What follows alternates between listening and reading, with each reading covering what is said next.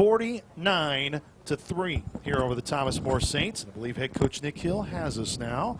Coach, congratulations. Any win is always a great one to get, my friend, and your team does it in dominant fashion. What were just the biggest things that you saw from your view on the sideline for Game 1, Week 1 of the season, to get that win 49-3? Yeah, I agree with you. It doesn't get old winning, coming off the field, winner. That's what I told them in the locker room. Obviously, a lot of respect for that team. Coach Norwell, I told him I think that they can have they made us work, and we needed that for Game 1, scheduling them. It was they made us grind it out some and go on long drives, and then defensively, I thought our guys, obviously 5 turnovers, and then us not turning it over has got to be something that has just got to be our MO. We're going to play in a lot of close games this year. It was good to be able to play a lot of bodies in this game. And so there's always a lot of things like in your mind you'd like to have not punted those last couple times and picked up a couple of those conversion downs. Wasn't a lot of explosive runs in the first half, which we're going to have to be explosive in the run game. So it's a good first game for us to be able to get some things on tape and get better. And obviously, we know the challenge of next week in the way that Purdue played today. So just it's a good way to kick off the year. We still got a long way to grow, but that's what you want in a 12-game season.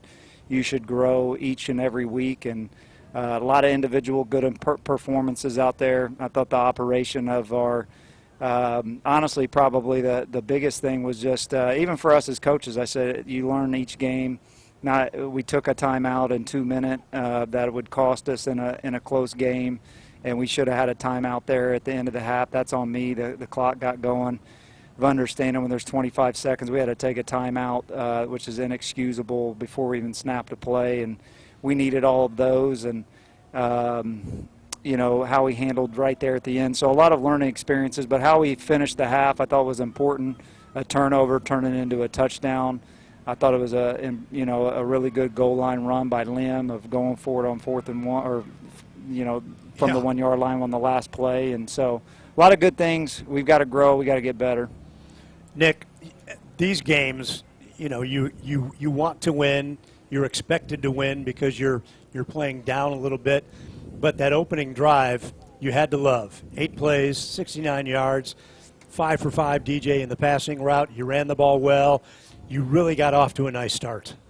Yeah, no, it was a good way to start the game. We got the ball first. We were going to take the ball, and but just getting in a rhythm. I talk about this all the time. College football is the only sport that doesn't get preseason games, and just the feeling of game day and getting out there and operating, getting in a rhythm. We were able to spread the ball around and guys getting some catches, DJ getting in a little bit of a rhythm. Obviously, we didn't want to run him very much in this game.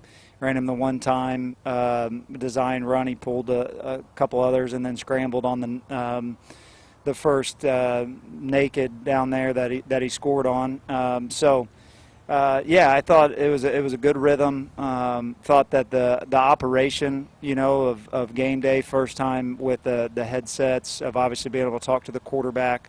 I thought our operation was pretty smooth as far as changing our tempos up. So a lot of things that as a coach you're not worried about, but want to see go smooth in the first game, and I thought that we did that. Yeah, Coach.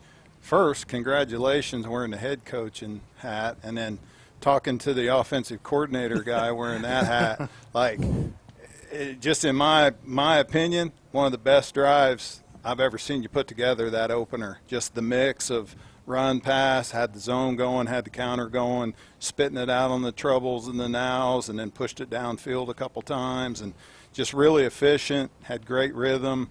It was awesome to see first game come out and be able to do that. And I'm sure you'll go home, enjoy this for a while. And there are a lot of, if you're being really critical, there were a couple bumps here and there in all 3 phases. We tackled pretty well, I think you thought. A couple of spots could have been better. Special teams had some impact. The one muff maybe was the one there, and then on offensively, like I said, just a couple cuts here and there, and reading blocks and that type of thing. But overall, you've got to be pretty happy with just the end result of getting accomplished what you wanted to get accomplished. Yeah, no, I agree. I think there'll be a lot of things that we get to, put on the tape and learn from. I think, with our personnel, you can be pretty, with DJ, you can do a lot of different things, from, like you said, mixing things up. You can throw the ball down the field. Obviously, you saw in the one that we missed in the 2-minute, but he can push the ball down the field as good as anybody. When he has, a pocket to do so. And then, obviously, with the quarterback run game and the different RPO things that you can take advantage of. And I think that the one thing we all know that we're going to have to be able to turn around and hand the ball off and run the ball effectively, efficiently throughout this long season to be able to control games. And so I think there were spurts of that. There was probably a couple that we spit out in the RPOs that would have been big runs if we would have handed off. That's what you're going to have to live with.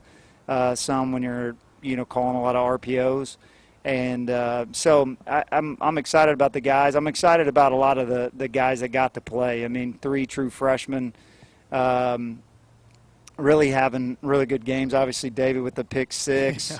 2 freshmen with picks. Quay getting the first touchdown. Those are always fun to see.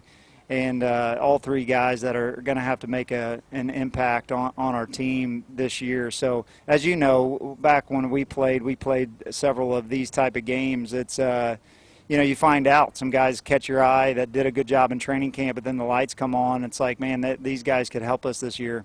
Yeah. Coach, you touched up on, the preparation side of it. You wanted to see how your team would treat Thomas More just like you would treat anybody that you would play the rest of the year. And now you see that box get checked.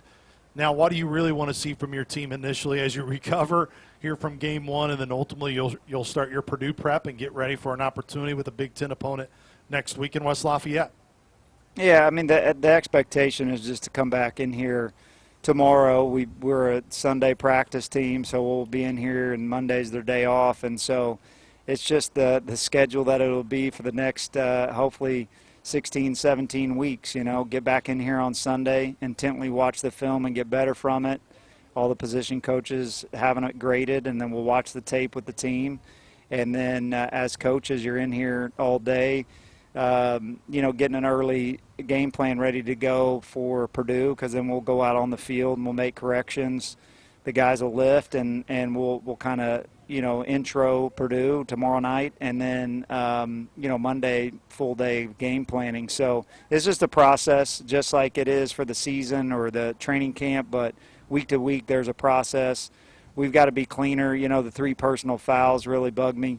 We're not going to be good teams doing that. The late hit on 3rd and 18, and then celebration after a touchdown, and then the deal at the end of taking the guy's helmet off.